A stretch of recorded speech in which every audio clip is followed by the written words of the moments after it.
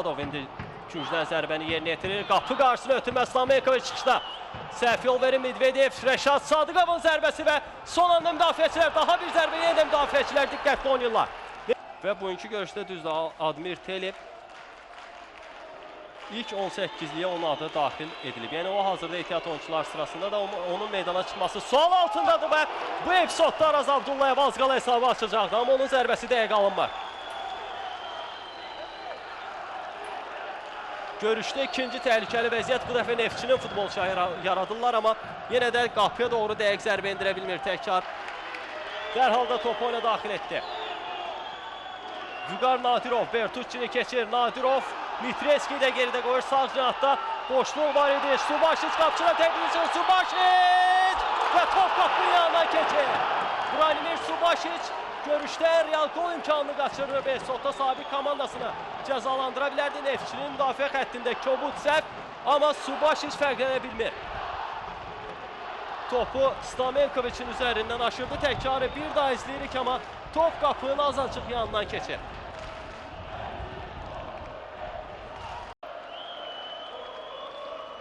Rəşad Sadıqov yenidən topu Elvin Yunus Sadiqə qaytarır, qapı qarşısına ötürmə, Kanales və gol! Neftçi hesabı açır. Nikolas Kanales çağrı mövsümdə vurduğu qolların sayını 25'e yüksəldir və yenə də fərqlənə bilir. Bu epizodda Elvin Yunus Sadiqənin də təbii ki qolda rolu böyükdür. Mərkəz müdafiəçisi, gənc futbolçu irəli çıxdı komanda yoldaşı Araz Abdullayev, daha doğrusu Rəşad Sadıqovdan ötürmə alır və qapı qarşısına onun ötürməsindən sonra Nikolas Kanales hesabı açar. Neftçi bir süre hesablarına keçir. Qarabağ daha çox topa nəzarət edir, daha çox hücumlar qururdu, amma hesabı açan məhz Neftçi oldu.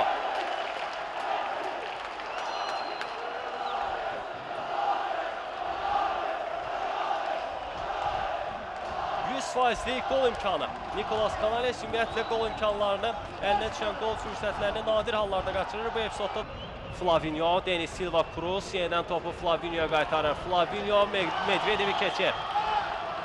Flavinho, Rəşad Sadıqov ötürmə cəmiyyət aşağısına tərəf. Denis Silva Cruz hamdan biri çatır topa. Qapı qarşısına ötürmə, Kanales zərbə endirə bilmir topa. Vagif Cavadov, Richard Almeida, Erik Ramos onun qarşısını kəsməyə çalışır.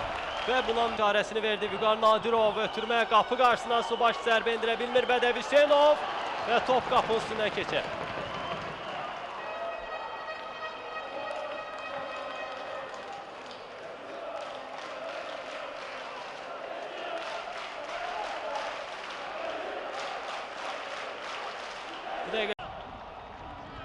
Vüqar Nadirov topun yanında da.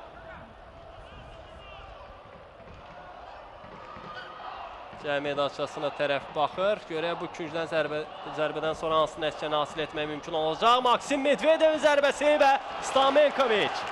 Daha bir küncdən zərbə olacaq. Zərbə o qədər qüvvətli almasa da kifayət qədər təhlükəli oldu. Təkrarı bir daha izləyirik. Maksim Medvedev topu yerə vurdu və bu epizodda təbii ki qapıcı üçün çox çətin idi topa reaksiya göstərmək, hər halda topu tutmaq və Saşa Stamenkovic topu meydandan çıxardı. Qaraqarev, Richard Almeida. İrəliyə doğru ötürmə, Rəşad Sadıqov zərbə endirmək mümkün olacaq və gol! Amma yox. Top gol qeydə alınmır. Maksim Medvedev topu qapıdan keçirsə də Fariz Yusuf bildirir ki, həmin epizodda əllə oyun olduğuna görə gol qeydə alınmır.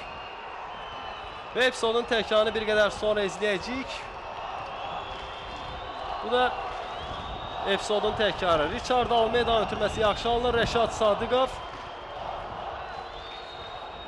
və Maksim Medvedev topu qapıdan keçirsə də hakim bildirdi ki, əllə oyun var idi. Hər halda həmin təkrarda açıq-aşkar əllə oyunun olub-olmadığını görmək çox çətin idi. Maksim Medvedev hakimin qərarından narazıdır. Hər halda gol qeydə almadı və cərimə zərbəsini indi Saşa Stamenkovic yerinə yetirir.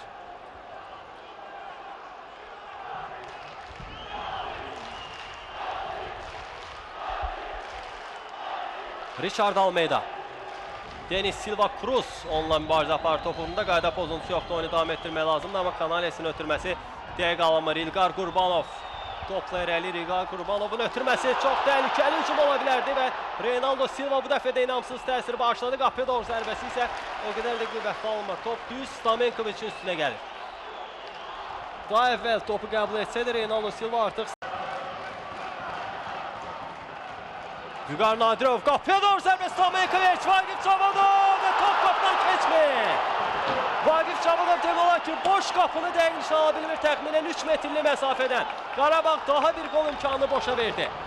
Təkrarı bir daha izləyirik. Stamenkovic topu önünə qaytarır, müdafiəçilərdən heç biri çatmır topa və Vagif Çavodov hamını qabaqlasa da topu qapıdan keçirə bilmir. Vüqar Nadirov və top qapıdan keçmir. Top müdafiəçiyə deyir, istiqamətini dəyişir artıq. Saşa Stamenkovic də komandasına qoldan xilas etməkdə aciz idi, amma bu epizodda Neftçinin bəxti gətirdi. Richard Almeida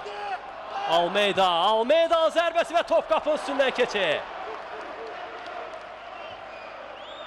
Richard Almeida yenə də uzaq məsafədən qapıya doğru zərbə indirir və bu zərbədə qeyri-dəqiq alınır.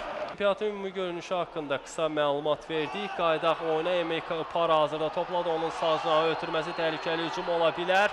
Vüqar Nadirov topladı. Qapı qarşısına ötürmə və hakimin qərarında olacaq. 11 metrli cərimə zərbəsi.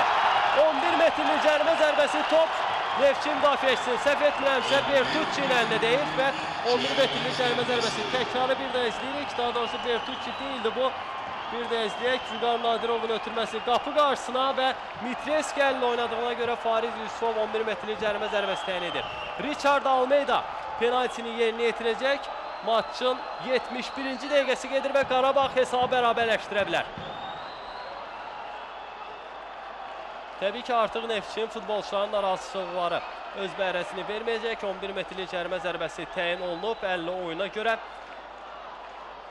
Və indi Qarabağ hesabı bərabərləşdirə bilər. Richard Almeida ilə Stamenkovic'in dueli. Görək bu dueldən kim qalib ayrılacaq?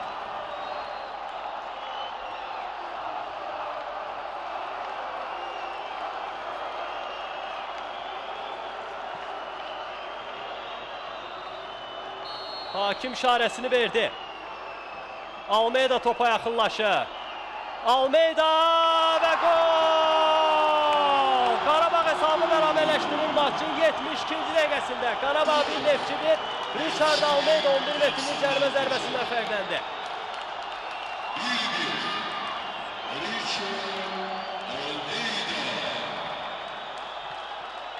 Vüqar Nadirovun sağ cinahdan keçidi, onun qapı qarşısına ötürməsi. İgor Mitreski əlinə deyir top və Fariz Yusufov tərəddüd etmədən 11 metrli cərimə zərbəsi təyin etdi. Qarabağ hesabı bərabərləşdirir. Görüşdə təxminən son 20 dəqiqə və son 20 həyəcanlı dəqiqələr. Nikolas Kanales topu yaxşı qəbul edir.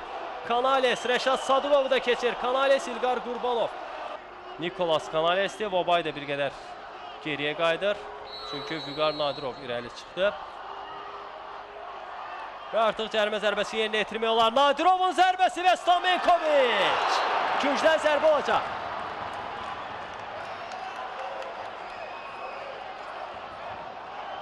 Qurban Qurbanov isə hələ də gözləyir.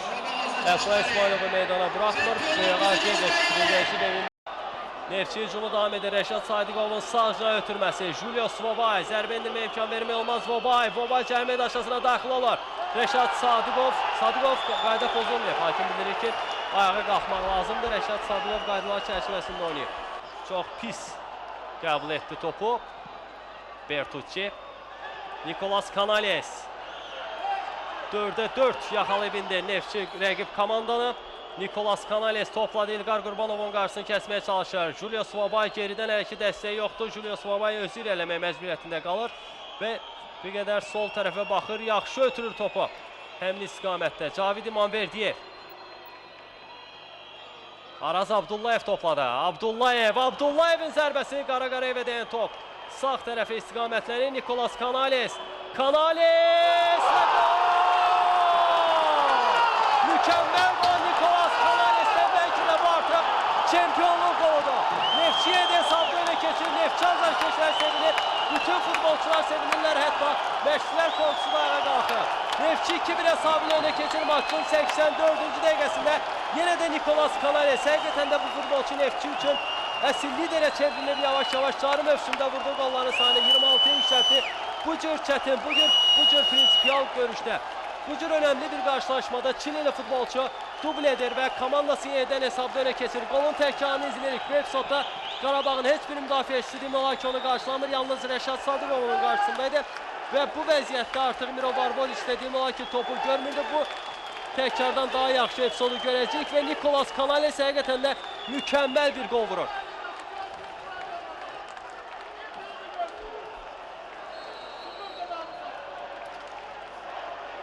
Cari mövsümdə Topaz Premyer Liqasında hələ ki Neftçi Qarabağ üzərində qələbə qazana bilməmişdi. İndi isə buna çox yaxındır. Əfran İsmailova doğru ötürmə. Reynaldo Silva, Vüqar Nadirov və top müdafiəçidən geri qayıdır. O Paran zərbəsi isə yaxşı alındı.